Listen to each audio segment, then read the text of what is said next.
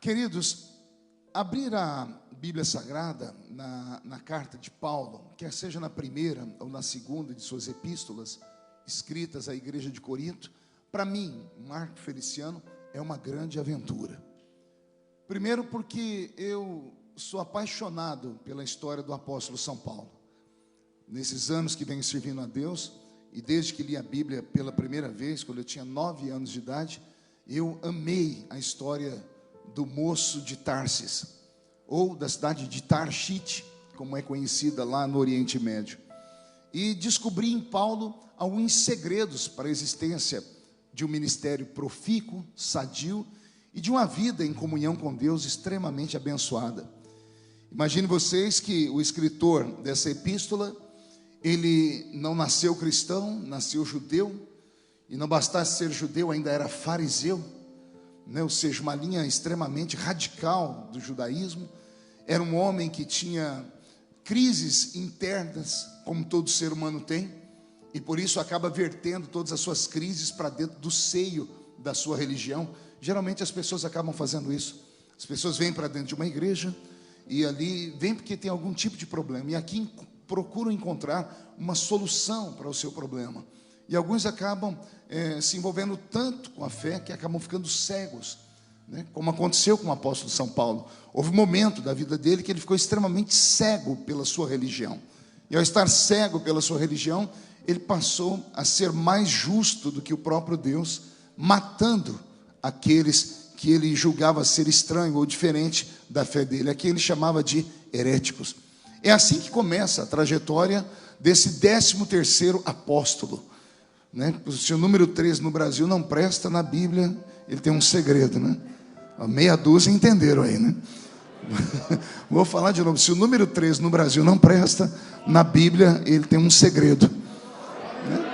Jesus tinha 12 mais um, com ele 13, né? Então, apóstolo, depois que o Senhor fundou o seu ministério, foi ao céu, deixou aqui 12 apóstolos. Mais tarde vai ele escolher o 13º apóstolo, que é o apóstolo São Paulo. Para chegar aqui na segunda epístola dele aos Coríntios, eu queria dar aqui um briefing, fazer um retorno. Eu sei que estou pregando aqui para líderes, e já vamos participar da Santa Ceia, só para a gente não se perder. Vamos tentar entender aqui um pouquinho da história desse rapaz. Eu tenho alguns pensamentos, porque foi que Jesus levantou ele. O Senhor já havia estado aqui por 3 anos e meio, montou o seu colégio apostólico, escolheu 12 homens a dedo, deu a eles autoridade, poder e unção, e mesmo assim um deles o traiu, e o outro acabou negando ele. Esse vazio que fica por aquele que o trai é recomposto pelo clero que fica naquele tempo, e então a igreja começa a caminhar. A igreja começa a caminhar em cima de uma ordem dada pelo Senhor Jesus. Vocês vão ser minhas testemunhas em Jerusalém, Samaria, Judeia e até os confins da terra. O problema é que a igreja que inicia em Atos dos Apóstolos, ela recebe tanta graça e tanta unção, que ela simplesmente acha que não precisa ir até os confins da terra, e coloca em risco a ordem do plano da salvação para o mundo.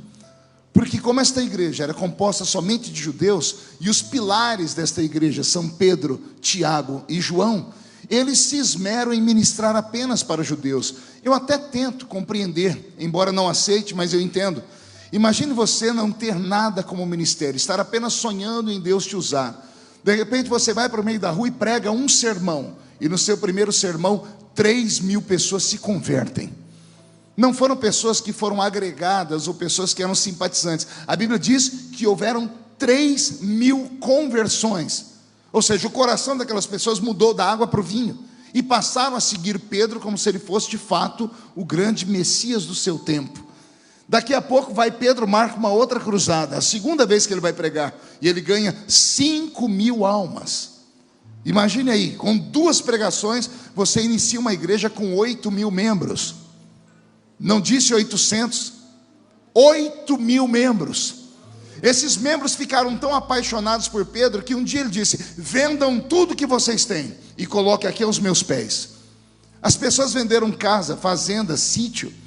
Pedro criou uma igreja tão gigantesca com 2 pregações, que para ele o mundo estava limitado a Jerusalém.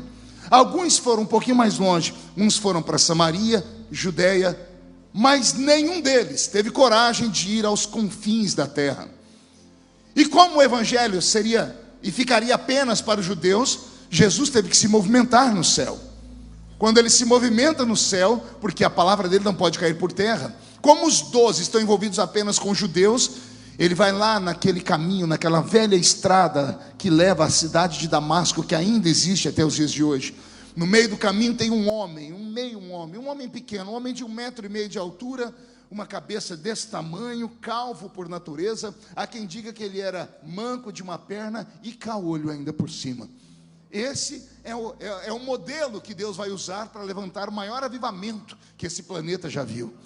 Esse rapaz, eu disse a vocês, judeu, fariseu, pegou todos os traumas que ele tinha e mirou um grupo de pessoas. Era uma religião que nascia.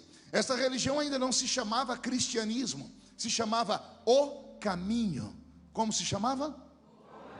Porque o líder da religião um dia disse: eu sou o caminho, a verdade e a vida. E por conta dessa expressão, ele consegue cartas, não apenas com a sua religião, mas também com o governo do seu tempo, para perseguir indiscriminadamente e sem nenhum peso estatal sobre ele. Ele tinha liberdade, não apenas para fechar essas religiões, mas para matar as pessoas que fossem contra ele. E é no caminho de Damasco que está ele, Saul de Tarshite. A palavra Saulo não existe. Na verdade, o nome dele era Saul de Tarshite, ou Saulo de Tarso, como conhecemos.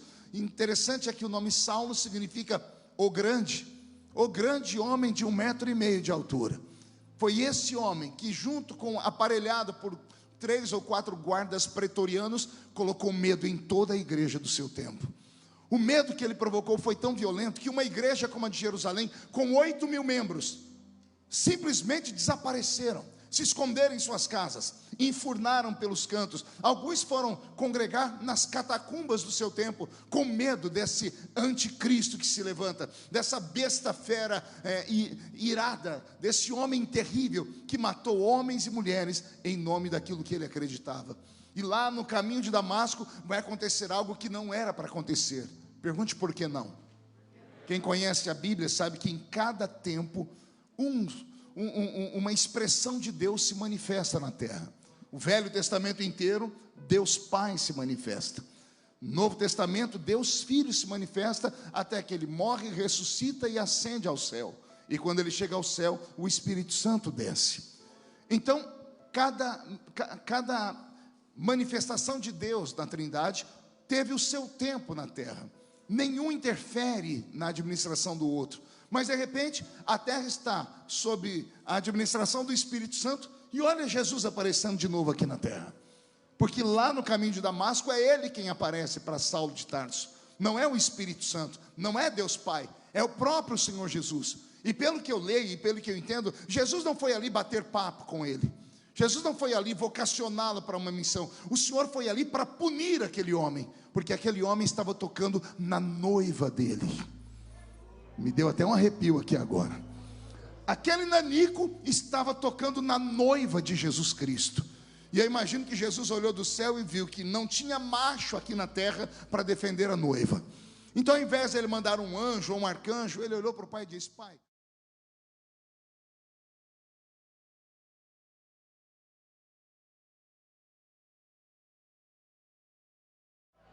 o Senhor Jesus explodiu com a sua glória na frente de Saulo de Tarso.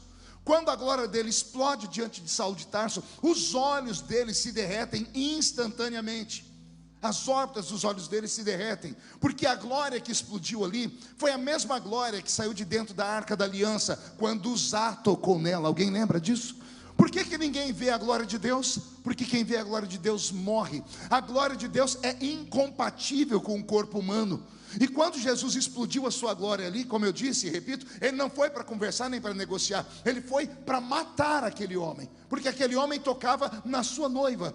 Só que aquele homem era muito inteligente. Os soldados que estavam com ele, embora não tenham visto a glória, quando viram aquele homem com seus olhos derretidos, saíram correndo, porque notaram que algo aconteceu fora do normal. O nanico, ao invés de sair correndo, tateando, Ele usou de inteligência e ele cravou os joelhos no chão. E quando ele dobrou os joelhos no chão, ele aplacou o furor de Jesus. Não existe uma posição maior e tão grande para o homem como quando ele está de joelhos.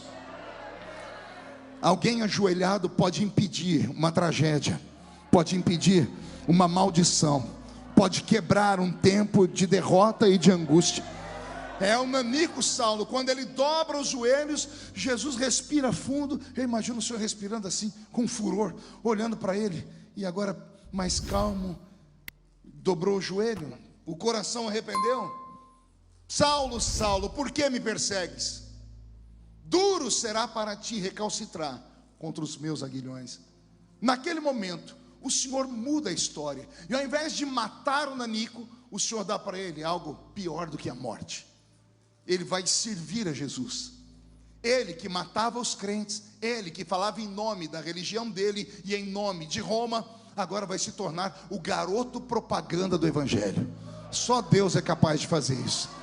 Imagine alguns anos atrás, quando o Dr. Roberto Marinho da Globo e o Dr. Leonel Brizola eram como Deus e o diabo. Um não podia ver o outro, né? Um falava mal do outro. Imagine você se o Dr. Roberto Marinho um dia dissesse assim: eu quero convidar aqui o Leonel Brizola para ele ser o garoto propaganda da Rede Globo. É impossível, é algo que não dá para pensar. Imagine o Pelé fazendo propaganda de cigarro. Alguém consegue conceber a ideia? Não dá, é um atleta. Pois bem, Deus faz exatamente isso. Ele pega o assassino de crente e transforma no maior pregador do seu tempo. Deus é capaz de transformar a maldição em bênção. E se alguém acredita nisso, dá mais um grito de glória para empolgar o coração aqui do pastor. Olha que coisa bonita. Aleluia. Agora que ele está cego, ele recebe uma ordem. Ele desce para uma região onde tem mar. Ele vai para a casa de um certo Simão, o curtidor, que era seu amigo. Ele fica dentro da casa de Simão, o curtidor, 3 dias em jejum. 3 dias em?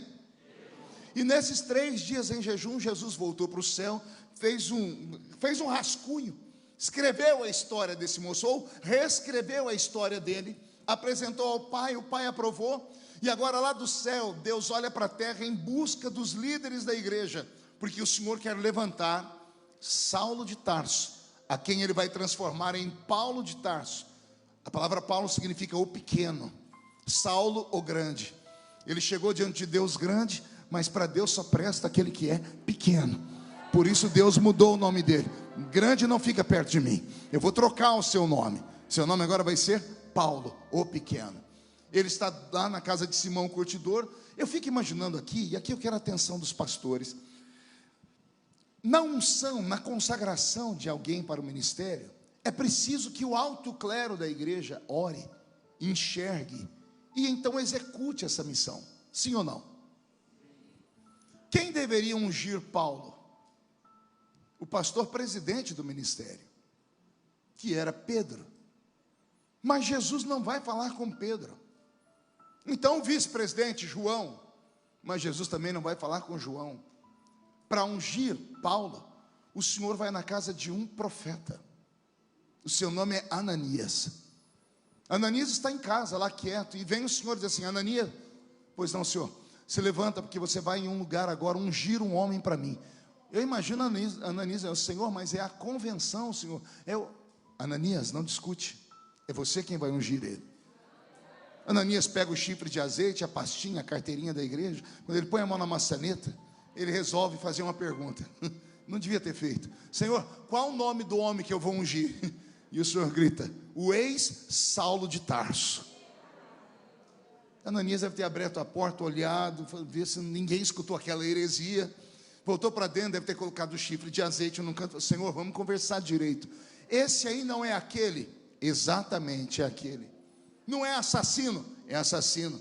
Não é perseguidor? É perseguidor. Mas ele não presta. Oh, glória. Eu imagino Deus se ajeitando no trono, dizendo assim: ó, a criatura querendo dar conselho para o Criador. O infeliz enxerga só um palmo à frente do nariz. Eu enxergo a eternidade passada e a futura.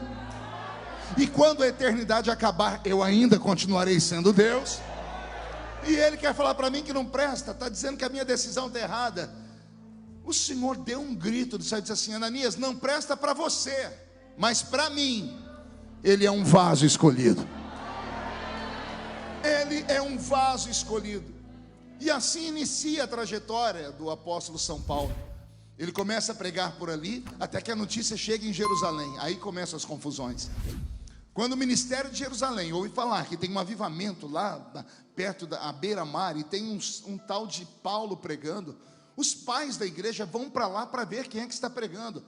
E aí dá um tumulto, porque quando Pedro e João assistem Paulo pregar, os dois se confabulam e dizem assim: ele tem mais do que nós. Nós temos o que ele tem, mas ele tem aquilo que nós não temos.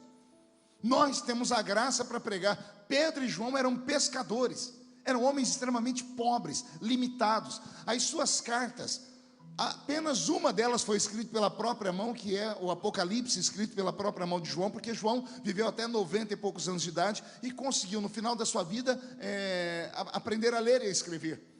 Todas as cartas escritas por eles foram ditadas.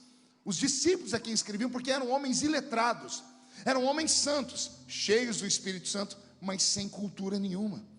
E agora eles estão assistindo um erudito pregar, porque Paulo era advogado. Quando a Bíblia diz que ele era doutor da lei, alguns pensam que ele era sacerdote. Ele não podia ser sacerdote, porque ele não era da tribo de Levi, ele era da tribo de Benjamim, a menor tribo de Israel. Então, quando a Bíblia diz que ele era doutor da lei, a Bíblia está dizendo que ele era doutor em leis. Ele era advogado. Imagine você num tempo onde Israel está preso por Roma, a maioria das pessoas não sabem ler nem escrever. Esse judeu, além de ser advogado, é poliglota. Ele vai escrever mais tarde: eu falo mais línguas do que todos vós. E os irmãos entram no mistério, né? Achando que ele está falando em línguas estranhas. Não, ele era poliglota, ele conhecia idiomas. Ele era da aristocracia judaica, ele tinha cidadania dupla. Ele era judeu e romano. A família dele era uma família rica. Então Jesus vai na contramão da avenida, porque ele traz 12 apóstolos simplórios. E agora ele pega um 13º, que é rico, que tem cultura, que é um erudito para falar, e enche ele do Espírito Santo. Pedro e João ficaram apavorados. Quando termina o culto ali, eles chamam ele e dizem: irmão Paulo, a sua vinda para o nosso reino é uma bênção, porém, com o Senhor perto de nós, todos nós estamos arriscados a morrer. Porque quando Roma descobrir que o Senhor que foi enviado para matar agora é um de nós, eles vão querer matar todos nós de maneira muito violenta e mais rápida. Então, Senhor, por favor, se esconda até a poeira abaixar. Até a poeira? Quanto tempo leva para um escândalo ser diluído? Quanto tempo leva para uma pessoa esquecer alguma tragédia? Paulo obedeceu porque era novo crente. Todo novo crente obedece o pastor. E ele voltou para a cidade de Tarsite, ou a cidade de Tarsis. A tradição diz que quando ele entrou na casa dele, ele entra maluco por Cristo. E ele começa a pregar para o pai, que era um homem rico, para a mãe.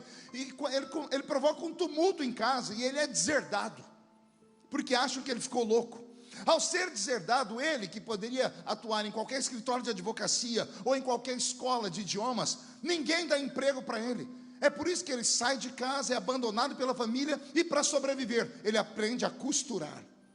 É por isso que a Bíblia diz que ele costurava tendas. Ele aprende a costurar para não morrer de fome. É por isso que mais tarde ele vai escrever: nada me separa do amor de Cristo. Nem a profundidade, nem a altura, nem o porvir, nem o passado. O que me separará do amor de Cristo? A fome? A nudez? Nada. Então ele foi testado em tudo. E ele então fica costurando tenda até esperar a poeira baixar. A poeira levou 14 anos para baixar. Quantos anos?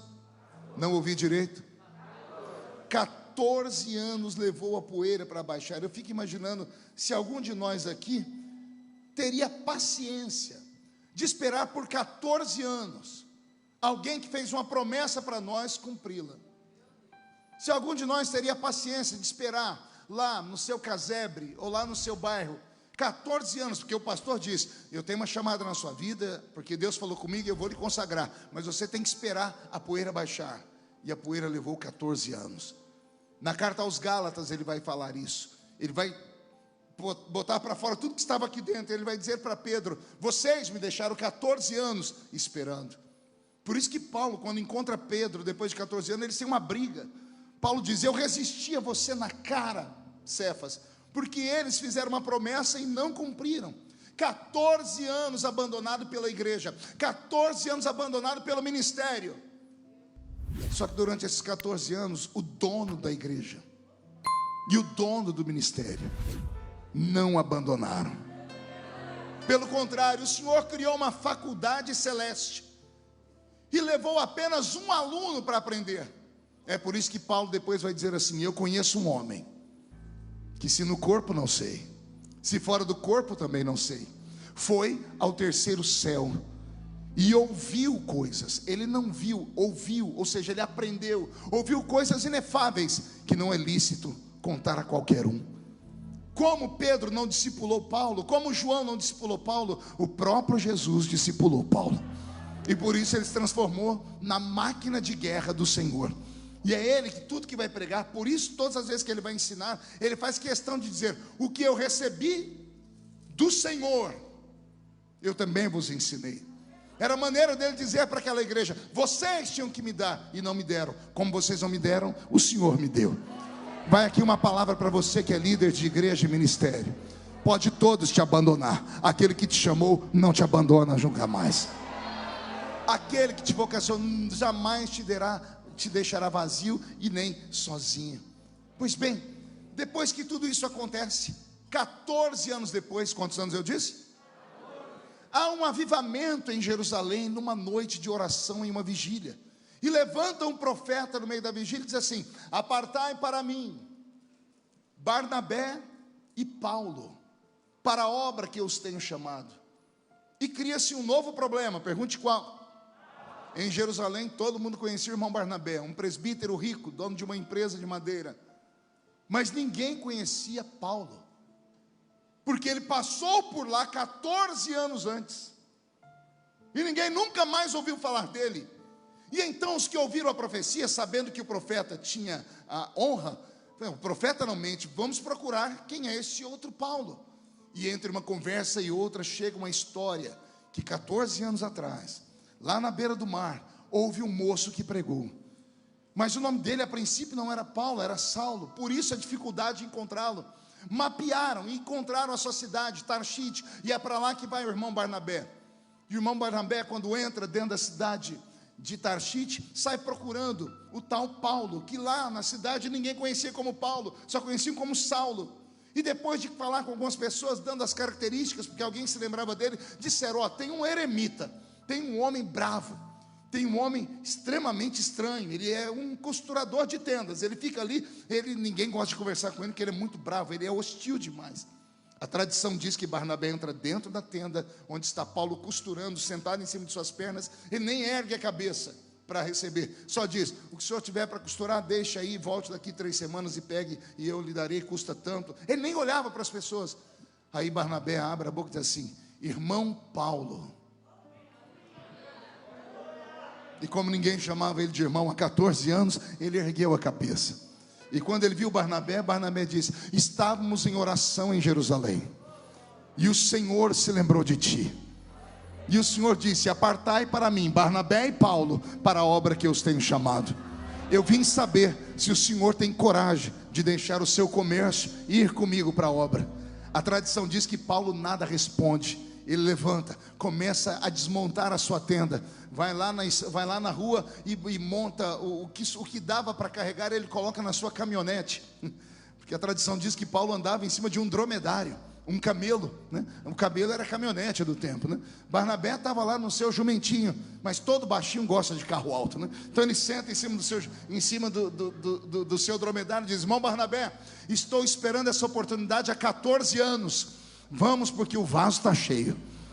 Barnabé e Paulo descem para uma terra chamada Antioquia. Diga comigo, Antioquia.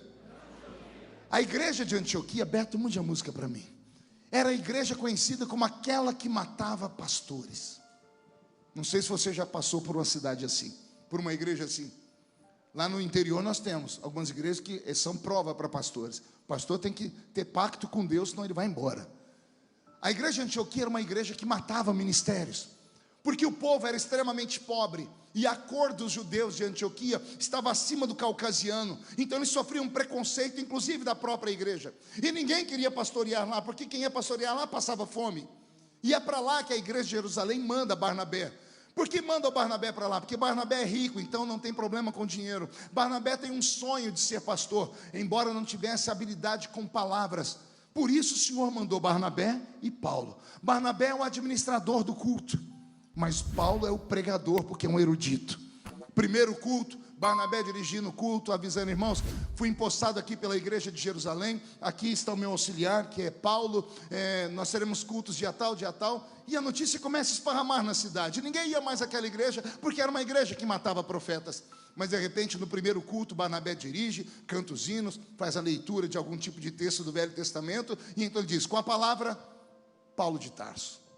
O nanico sabia falar, o nanico tinha conhecimento, só que mais do que conhecimento, ele tinha graça. E não tem nada melhor do que você ouvir alguém que tenha o que falar revestido de graça. Eu sinceramente não gosto muito de ouvir alguém encher linguiça em culto, porque a Bíblia Sagrada é gigantesca demais para alguém vir falar coisinha que não faz sentido. Palavra é palavra, igreja merece o melhor. E quando Paulo está pregando, a glória de Deus invade a pequena Antioquia, e o culto é uma bênção. Barnabé vai lá e faz as anotações, porque ele tem que mandar um recado para Jerusalém: ó, a igreja aqui está uma bênção. Eu dirigi, Paulo pregou, as pessoas se converteram, aquele briefing que a gente manda para a igreja. Segundo culto, a igreja entupiu de gente. As pessoas queriam ouvir o pregador, e a glória de Deus desceu sobre aquele culto. E no meio da glória do Senhor, alguém é batizado com o Espírito Santo. Quando alguém ora em línguas, Barnabé abre o olho e lembra: não, em Jerusalém tem, e ele anota: Jesus batizou com o Espírito Santo aqui também. As coisas estão indo dentro do quadradinho, amém até aqui? Só que aí Paulo se empolga, porque quanto mais gente para pregar, mais o pregador se empolga. De repente, no terceiro, quarto culto, Paulo está pregando, alguém levanta falando em línguas estranhas, porque é batizado. Paulo para o culto e diz assim: irmão, você que falou em línguas, você sabe o que falou? Ele diz: não sei. Ele diz: pois eu sei, o Senhor me deu a interpretação. E quando ele passa a interpretação para a igreja, o temor cai sobre aquele ministério. E eu estou falando coisas que a Casa da Bênção conhece. Apesar que não sei se na Casa da Bênção anda acontecendo como na minha igreja, na Assembleia de Deus, os dons estão desaparecendo. Eu conheci o apóstolo Doriel. Lá em Brasília, ele era respeitado e temido. Uma vez falaram mal dele, ele foi para o rádio e disse: vai acontecer algo amanhã. No dia seguinte, saíram 2 caixões sendo arrastados para o cemitério. Houve um tempo em que a glória de Deus habitava alguns vasos humanos, e as manifestações eram tremendas. Então, quando Paulo interpreta as línguas estranhas, a igreja entra num frenesi de glória. Barnabé arregala os olhos e diz: calma aí, eu não me lembro disso no culto. Mas ele se lembra do dia de Pentecoste, que alguém falava em língua e as pessoas ouviam as pessoas falarem, glorificarem a Deus no seu próprio idioma. Então ele faz um apontamento: em Jerusalém também tem o que tem em Antioquia. Só que depois que os dons começam a manifestar, a igreja entope de pessoas. As pessoas querem vir, não apenas para ouvir, mas para ver Deus operar de verdade. E quando a igreja está cheia, Paulo fica mais atrevido ainda. Nos próximos cultos, não tem só batismo com o Espírito Santo, não tem só interpretação de línguas, também tem profecias. E Barnabé anota: em Jerusalém também tem profecias. Nos cultos seguintes, Paulo fica mais atrevido e começa a ver doentes na igreja, e ele vai orar pelos doentes, e ele coloca a mão sobre os doentes. Quando ele coloca a mão sobre os doentes, eles são curados. Barnabé vai fazer o papel dizendo: em Jerusalém também tem. O Senhor disse: colocarão a mão sobre os enfermos e os curarão. O Senhor está prosperando aqui em Antioquia. Espero que ninguém se escandalize daqui para frente, porque agora vai começar a acontecer coisas que não acontecem em Jerusalém, só acontecem em Antioquia. Como as pessoas foram curadas em um culto, todos os doentes da cidade vêm para o culto seguinte, e Paulo não dá conta de orar por todos. Então Paulo, ai Jesus, pega o seu lenço, chama um diácono. Cadê o Vagnão, chega aqui, vem cá me ajudar. Vagnão vai ser meu diácono. Irmão, como eu não dou conta de orar por todo mundo, pega esse lenço e coloque em cima dos doentes para mim. Faz isso, faz só aqui nessa primeira fileira. Paulo está orando, Jesus cura aqui, e Jesus começa a curar lá. Começa a curar. O Senhor começa a se manifestar. Muito obrigado, Vagnão. Barnabé se apavora, porque ele começa a lembrar: em Jerusalém ninguém cura usando lenço. Então ele questiona: irmão Paulo, o que é isso? E Paulo diz para ele: o que eu recebi do Senhor. E o que você recebeu do Senhor? Que não existe dom de curar enfermos, existem dons, no plural, de curar enfermos. Uns você cura colocando a mão, outros você cura colocando lenço, outros você cura colocando um copo de água, outros você cura orando por telefone, outros você cura sei lá de que jeito, porque não existe só uma maneira de curar os enfermos.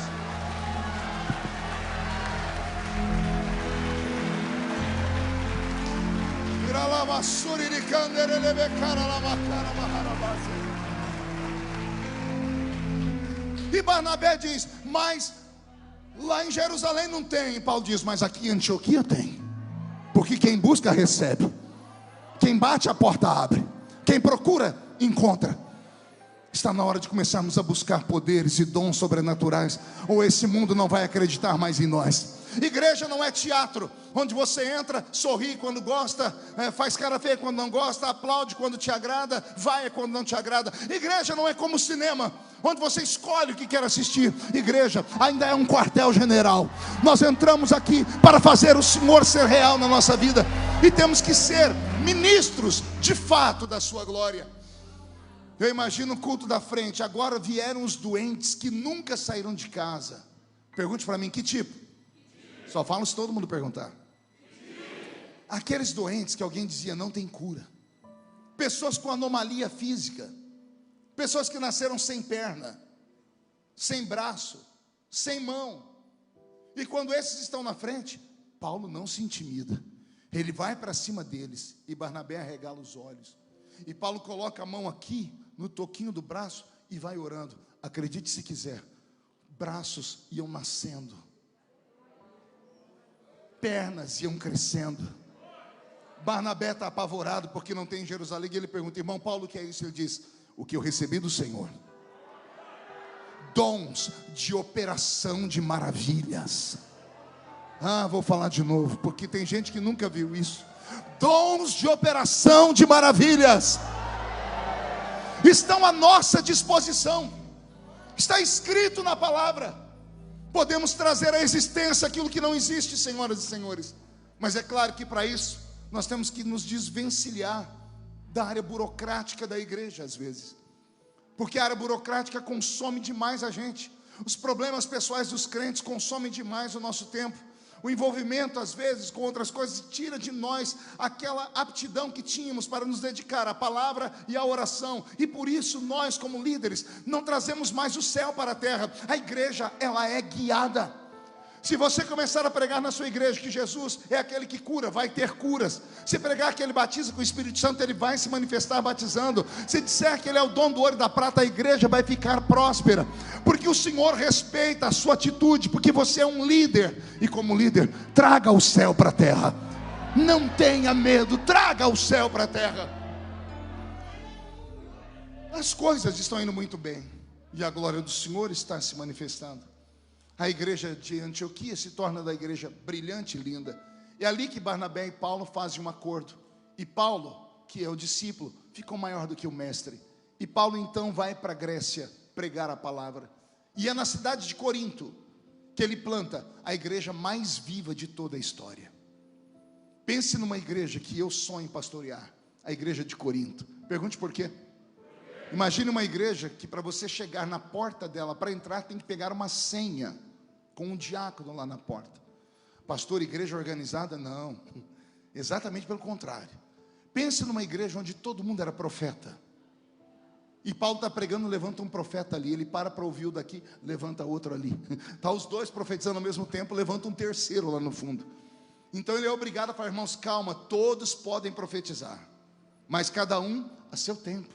Todos podem falar em línguas, desde que o Senhor nos dê aqui alguém que interprete as línguas. Então Paulo começou a educar a igreja de Corinto, tentar transformar ela numa igreja um pouquinho mais organizada. Mas eu acho que era muito difícil. Para entender a igreja de Corinto, só vivendo um momento da igreja. Vamos viver o momento da igreja de Corinto aqui? Nós não estamos mais em Embu nessa manhã, estamos em Corinto agora. Olhe de canto de olho para a esquerda. É de canto de olho, não é para virar o pescoço não. Olhou? Isso. Cuidado, eis aí um profeta. O da direita agora. Eis aí alguém que interpreta línguas. O que está atrás de você, esse tem a palavra do conhecimento. O que está na sua frente, esse cura os enfermos. Aqueles que estão ali têm o dom de discernir os espíritos. Aqueles ali, eles falam em variedade de línguas estranhas. Era esta a igreja de Corinto, porque Paulo, quando plantou essa igreja, ele devotou sobre ela tudo que ele havia conhecido de sobrenatural, tudo que era metafísico, tudo que era sobre-humano, tudo que ele viu lá no terceiro céu, tudo que ele ouviu, ele trouxe e plantou e deu a esta igreja. Por isso a igreja de Corinto foi a igreja mais poderosa de toda a história. Paulo planta a igreja, ensina e viaja. 20 anos depois, quantos anos eu disse? 20. Paulo está em uma viagem e encontra um membro da igreja de Corinto, e ele pergunta: como está a igreja? E o rapaz todo empolgado começa a dizer: a igreja está linda, construímos uma catedral, temos várias congregações. E o velho apóstolo encara o rapaz e diz: você não entendeu minha pergunta, eu perguntei como está a igreja de Corinto. O rapaz tenta se refazer e diz: agora eu entendi. A igreja está bem porque ela abriu hospitais, ela cuida de órfãos, de viúvas, creches, ela está envolvida com a área social. E o velho Paulo insiste: você ainda não entendeu a minha pergunta. Eu estou perguntando como está a igreja de Corinto. E o rapaz, sem saber mais o que falar, diz: eu não estou entendendo. E Paulo começa a dizer: a igreja não são as quatro paredes. A igreja que eu pergunto não é a igreja, a organização. Eu pergunto da igreja organismo. A organização, ela tem CNPJ, direitos e deveres para com o Estado. A organização é dona de imóveis. E se você procurar quem é o dono do imóvel lá no cartório, você vai se assustar, porque esta igreja não está no nome de Jesus. Quando eu fui registrar a igreja que o Senhor me deu, eu fiquei tão escandalizado, Charles. Cheguei lá todo empolgado e disse: moço, eu quero registrar a igreja. Ele pegou a ata, viu as pessoas. Ele disse: quem é o dono da igreja? E eu todo empolgado, disse: Jesus. E ele disse: você tem o CPF dele? E eu falei: não tem. Eu disse: e ele tem CNPJ, empresa aberta? Eu disse: também não. Ele disse: então esse Jesus não pode ser o dono da igreja. Eu disse: como assim? Aí o rapaz do cartório disse: o escrivão, precisa de alguém que fale por essa igreja quando o teto desabar e morrer alguém. Alguém tem que ir preso. Alguém tem que ser punido quando essa igreja não der certo. Por isso tem que ter um homem que é dono dela. Então eu tive que dar o meu documento. Então, embora eu tenha uma igreja, ela seja de Jesus, humanamente falando, eu sou o dono dela aqui. E não é com esta igreja que Jesus se preocupa, viu? A nossa igreja é bonita. Ela tem prédio, ela tem bancos, ela tem conta em banco, ela tem instrumentos, ela tem congregações. Mas quando a trombeta tocar, aquela do arrebatamento, o prédio não sobe, as cadeiras não sobem, os instrumentos não sobem, a conta no banco não sobe, as nomenclaturas que temos, pastor, presbítero, evangelista, bispo, apóstolo, quarto membro da Trindade, não sobe. Só sobe os lavados e remidos no sangue. A igreja verdadeira não é a institucionalizada. A igreja verdadeira às vezes é aquela que nós mal damos atenção a ela. Porque a igreja se chama Maria, Marco, João, Charles, Roberto. Esse é o nome da igreja. Porque é por esta igreja que Jesus morreu. E então quando Paulo pergunta como está a igreja de Corinto, ele não está perguntando se a igreja cresceu em templo, se ela tem faculdade. Ele está perguntando como está a igreja que ele plantou. Quando o rapaz entende, a coisa aperta, porque o rapaz é obrigado a falar a verdade, e eu espero que ninguém se escandalize.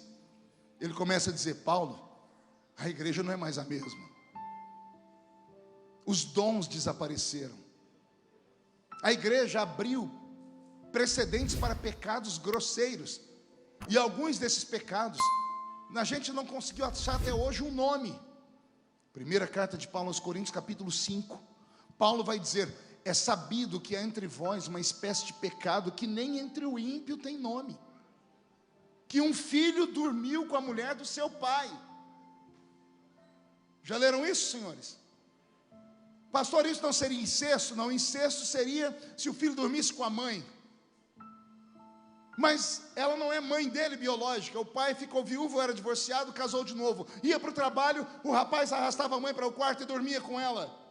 E pior, a igreja sabia. E pior, a igreja não tomava uma atitude. Paulo ficou tão irado, ficou com tanta raiva, que ele diz: que esse rapaz seja entregue na mão do diabo. Gente, dá arrepio. Imagina você congregar numa igreja, você escorregar, cometer um pecado, e o pastor dizer: irmãos, essa aí não presta, vamos entregar na mão do diabo.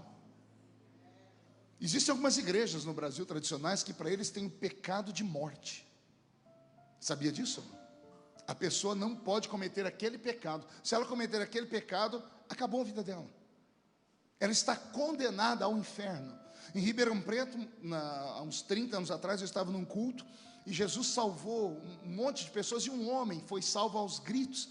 E ele chegou perto do púlpito e chamou o pastor, ele contou a história dele. Aí o pastor no microfone disse: esse moço aqui pertence a uma igreja, e a igreja diz que ele não tem perdão, porque ele cometeu um pecado muito grave, e ele está atormentado, ele disse que não dorme de noite. Vamos orar para Jesus perdoá-lo agora? Nós oramos, fizemos tudo que era possível. 2 dias depois, em Ribeirão Preto, tinha um programa de rádio, chamava Balanga Beiço. Pense, mesmo uma tragédia.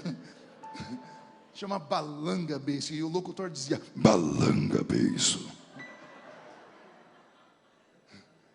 E o rapaz falou: encontrado um homem em sua casa enforcado, e ele deixou uma carta, e na carta ele diz: como não há perdão para mim na terra, eu prefiro saltar dessa vida para a morte, porque para que viver aqui se eu já estou condenado?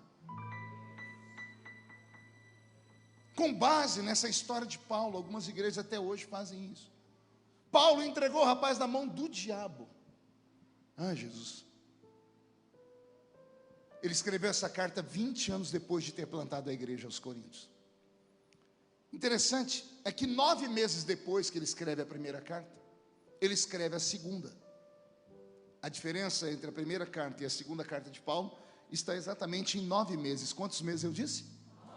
9 meses é uma gestação. Depois que Paulo mandou esta carta, entregando o rapaz na mão do diabo, Charles, aconteceu alguma coisa com ele. Ninguém sabe explicar até hoje o que aconteceu com ele. Ele só vai dizer: foi-me dado um espinho na carne. Não era um espinho no espírito, não era um tormento na mente, não era um espinho na alma, era um espinho na carne. Aí as pessoas fazem e confabulam ideias. O que será o espinho na carne? Eu não vou nem entrar por esse mérito, senão a gente sai daqui maluco. Era na carne, era algo que o atormentava. Como Deus deu a ele muitos dons, para equilibrá-lo, para que ele não se achasse um semideus, foi dado a ele algumas fraquezas. E esta fraqueza na carne se manifestou durante esse período, após ele ter excomungado o rapaz. E então ele, para fazer um meia-culpa, ele manda uma carta aos Coríntios. Ele começa a segunda carta aos Coríntios dizendo assim: que o Deus das misericórdias, vou falar de novo, que o Deus das misericórdias. Alguém sabe o que é o significado da palavra misericórdia? O Vagnão, vem cá de novo, é você mesmo. Chega aqui perto de mim. Fique olhando aqui para mim de frente. A palavra misericórdia, ela é a junção de 2 palavras em latim. A palavra miseris e a palavra córdia. O que é miseris? Miseris vem de miséria. E miséria significa podridão, sujeira, mau cheiro, coisa que não presta. Isso é miseris. E córdia, córdia é coração. Então o que é misericórdia? Misericórdia é pegar o miseris, caído, sujo, podre, mal cheiroso, e colocar no coração.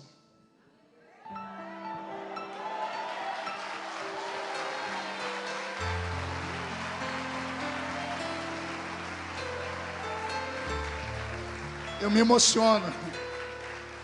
Isso é misericórdia. É pegar o caído, o desgraçado, o sujo, e colocar ele dentro do coração. Só que Paulo, na primeira carta, não teve misericórdia de ninguém.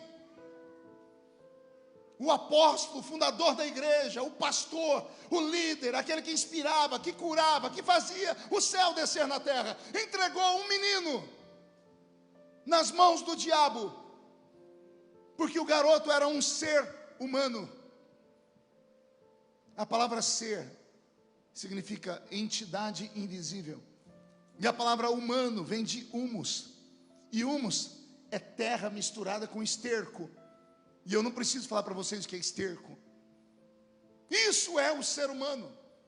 O ser humano é um espírito que habita dentro de uma carcaça podre, uma carcaça suja, uma carcaça rodeada de pecados. Eu li a Bíblia 33 vezes de capa a capa. Um dia eu comecei a catalogar os pecados e eu parei. Cheguei em 740 tipos de pecado. Vou repetir, 740 classes de pecado existem aqui dentro, senhoras e senhores. Pecado contra si, contra o próximo, contra o espírito, contra o céu, contra a terra, contra Deus, contra os anjos, contra a natureza. Pecados de pensamentos, de ação. 740 classes de pecado. É impossível não pecar. E embora nós nos escandalizemos com o pecado de alguns, e não nos escandalizemos com o pecado de outros, porque para nós existe pecadinhos e pecadões. Um deles é o adultério, é o que a igreja mais tem pavor, né? Adulterou, tem que ser excluído. Aí você vai perguntar para o dono da patota, vai perguntar para Jesus: Jesus, o que é adultério? Ele vai dizer assim, ó, adultério é você olhar e desejar. E se no seu coração você cobiçou, você já adulterou. Eu nunca vi ninguém ser excluído porque pensou. Você já viu? Nunca vi ninguém ser punido porque desejou. Então a igreja faz essas separações, pecadozinho, pecadozão. Senhoras e senhores, não existe nada que você possa fazer para ser salvo, a não ser acreditar na morte e na ressurreição de Jesus Cristo. Não há nada que o homem possa fazer para ser salvo. Por isso Paulo diz, a salvação não vem de vós, é um dom de Deus. Não é de vós para que você não se glorie. Eu posso me salvar. Por que eu estou falando tudo isso? Porque já já vamos participar da Santa Ceia. E eu não sei vocês, eu venho de uma igreja extremamente tradicional, e eu me lembro que quando garoto, quando chegava o dia da ceia, me dava desarranjo intestinal, medo, pavor. Porque lá na nossa igreja nós tínhamos umas profetisas, tinha umas duas lá que sangue de Jesus tem poder. Você ri porque não era você. Quando a irmã Dalva, Charles, levantava de olho fechado, ela era bem redondinha assim, coquezinho na cabeça. Quando ela levantava, começava a orar em línguas e começava a dizer: tu dizes que me amas, tu não me amas, tu me enganas. A metade da igreja perdia as forças nas pernas. Falei: Jesus, sou eu. Quando ela mirava o grupo de jovens, eu nem esperava, eu já levantava e ia para frente do altar. Um dia eu dobrei o joelho e o menino falou: o que você está fazendo? Eu nem sei. Ela veio para o meu lado. Ai, Jesus, bendita seja esta geração que não passou por isso. A Santa Ceia não pode ser um culto de tristeza. O mais fraco soldado entrou aqui. Poderia ter morrido lá no campo de batalha. Foi ferido de morte, mas entrou aqui dentro. Entrou arrastando, entrou chorando, mas entrou aqui dentro. Sabendo que poderia tomar um puxão de orelha do general, entrou aqui dentro. perdeu lá fora a sua espada, mas entrou aqui dentro. Aí o general manda dizer: soldado ferido em batalha não é morto, recebe medalha. Vou repetir: soldado que vem no culto de ceia, ainda que machucado, não recebe pedrada, recebe medalha no peito.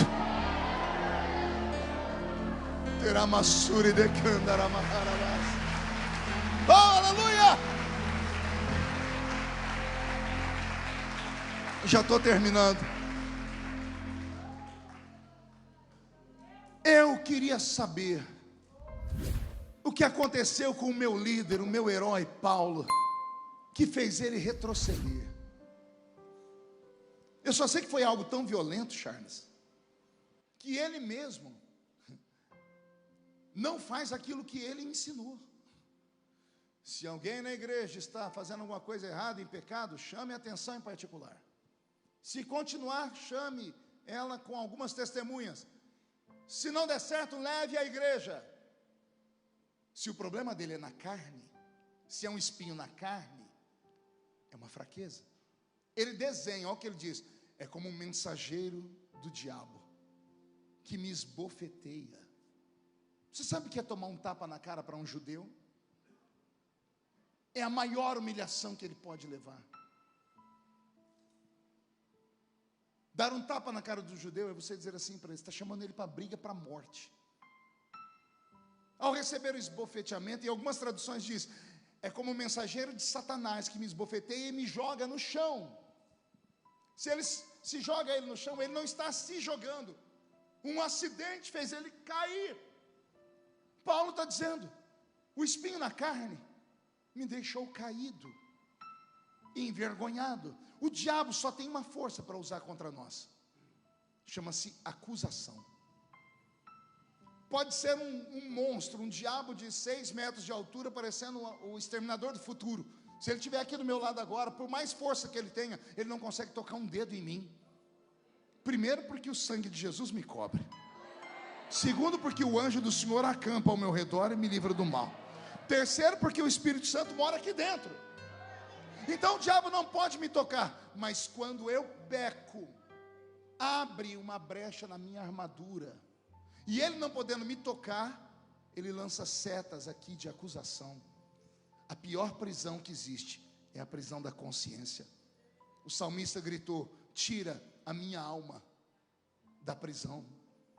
A alma é etérea. Como é que pode existir um lugar que possa prender a alma etérea? Ela é translúcida, ela atravessa paredes. Mas o salmista encontrou uma prisão que prendia a alma dele. Que prisão é essa? Acusação.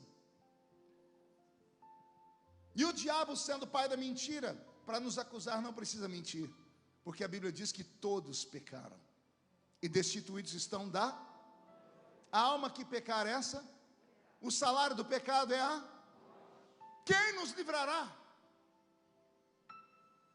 Quando o diabo acusa, e Paulo está com esse problema, porque ele está com um espinho na carne, ele deveria procurar Pedro, sim ou não? É o pastor da igreja. Por que ele não procurou? Vai, pensa comigo. A Bíblia foi feita para isso, você ler e imaginar. Paulo não procurou Pedro, porque se ele procura Pedro, a disputa que havia entre os dois, Pedro ia chorar, ia dizer: irmão Paulo, que situação. Paulo, nós vamos orar por você, o senhor vai ficar 3 meses de banco. E nesses 3 meses, todas as igrejas plantadas vão saber que o senhor caiu. Mas daqui a pouco, Jesus vai ter misericórdia, vai te levantar de novo. E se isso acontece, nós tínhamos perdido a metade da Bíblia Sagrada. Quem é que quer um livro escrito por um pecador? Como Paulo não procura Pedro, ele vai procurar quem chamou ele. Senhor, fala Paulo, estou pensando em me afastar do Evangelho. Por quê, Paulo? Porque eu tenho um espinho na carne. Eu sei, Paulo, fui eu que te dei. Como assim? É, Paulo, fui eu. Nada acontece na sua vida por acaso. Não existe um dia que você diga assim: eu surpreendi Deus. Tudo acontece por um propósito. Eu permiti. Senhor, mas eu estou com vergonha. E o que você pensa em fazer? Parar. Não dá mais. Eu vou ser hipócrita, porque eu ensino, mas não vivo o que eu ensino. Quando ele termina de desabafar, Deus diz assim: Paulo, eu só tenho uma palavra para você. Qual é, Senhor? A minha graça.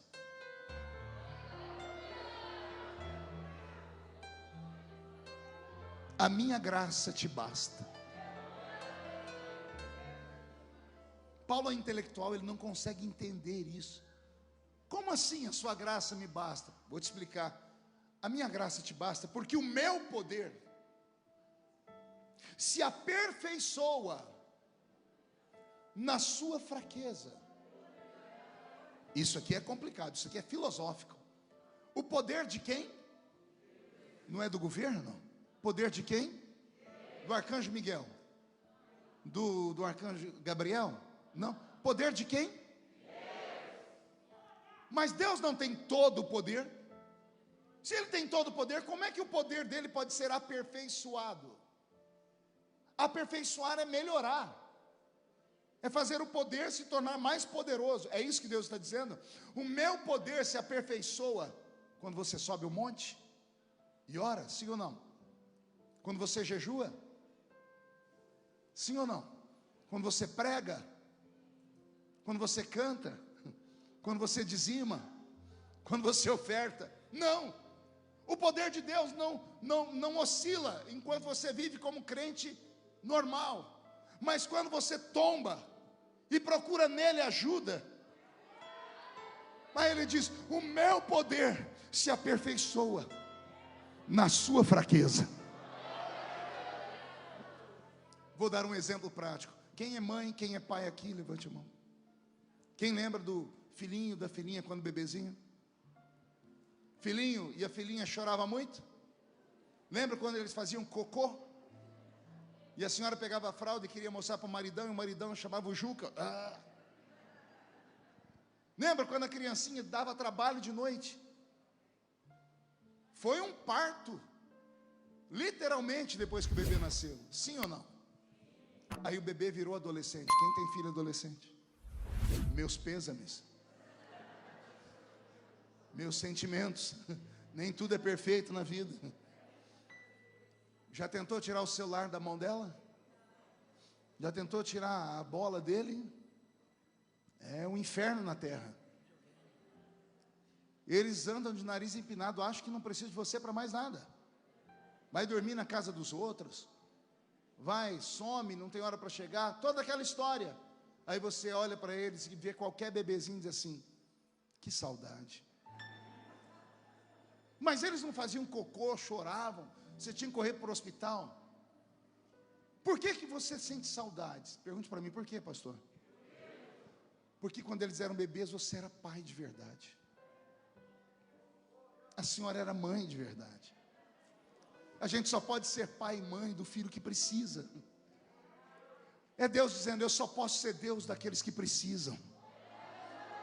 Quem sobe o monte e ora, nem precisa de mim mais. Nem precisa estar na ceia, literalmente falando, não precisa. Quem não peca, quem ora, jejua, está numa posição de santidade, nem precisa vir muito à igreja, porque ele já está quase perto do céu. Quem precisa entrar no hospital é o doente, é o caído, é o machucado, é o leproso, é aquele que o mundo não quer. É para isso que existe igreja. Igreja não é para condenar, é para pegar aquele condenado e absolvê-lo. É a pessoa entrar aqui como lixo e sair daqui em luxo.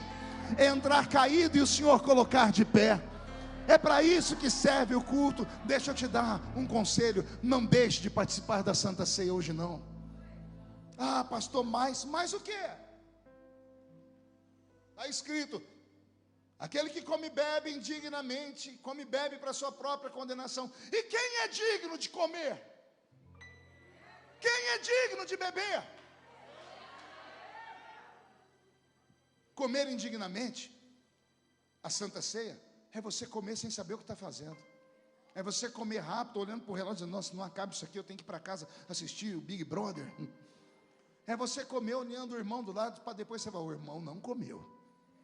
O que será que ele fez? Onde tem fumaça tem fogo. Isso é comer. Isso é participar da ceia indignamente. Agora, se você está com seu coração quebrantado, se você caiu, machucou, passou por um erro, mas está aqui dentro, ainda que poderia ter sido revelado o seu erro aqui, você entrou aqui dentro, por favor, participe da ceia. Examine-se o homem a si mesmo. Não é alguém examinar você, não é alguém dizer, você está proibido de participar da ceia. Ninguém tem esse direito, ninguém, nem pastor, nem pastora, nem igreja, nem religião. É claro que alguns ainda determinam, mas não se pode. O exame é pessoal. E aí eu termino dizendo, quais são mesmo os elementos da ceia? Isso aqui é de verdade? Posso pegar um? Esse aqui é o... E o pão representa o quê? O corpo de quem? Nós somos antropófagos. Nós comemos a carne do nosso Deus. E a uva representa o quê? O sangue de quem? Nós bebemos o sangue de Jesus, nós somos vampiros. Há um simbolismo nisso. Quando Jesus pegou aquele pedaço de pão e disse, esse é o meu corpo, Ele estava dizendo, o corpo de vocês não presta para nada, porque todos os pecados se dão na nossa carne. O corpo de vocês está em deterioração, mas o meu corpo é perfeito, porque eu não pequei. Todos pecaram, menos eu. Quem peca merece morrer, quem não peca merece viver. Eu mereço viver, vocês morrer, então eu vou trocar de lugar com vocês. Eu morro para que vocês tenham vida, e tenham vida em abundância. Olha que coisa bela.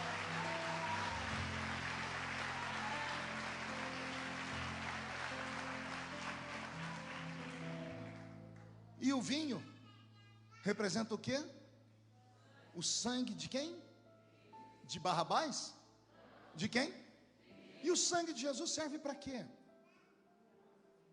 O que a Bíblia diz sobre o sangue? Serve para purificar os pecados, para perdoar os pecados, para cobrir os pecados, sim ou não? Mas o pecador não pode participar da ceia,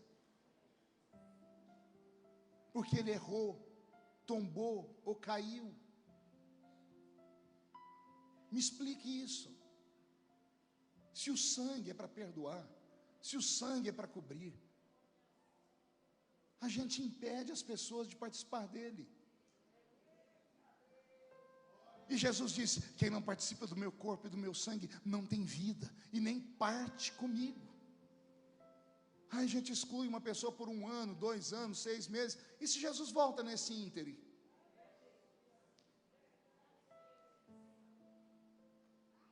O meu poder se aperfeiçoa na sua fraqueza. E aí Jesus termina dando uma palavra que é para arrancar. Tá tudo a toque e sabiá do toco. Ele diz assim, aí Jesus, não é Jesus que diz, é Paulo. E então eu entendi, compreendi tudo que Deus quis dizer, que quando eu estou fraco,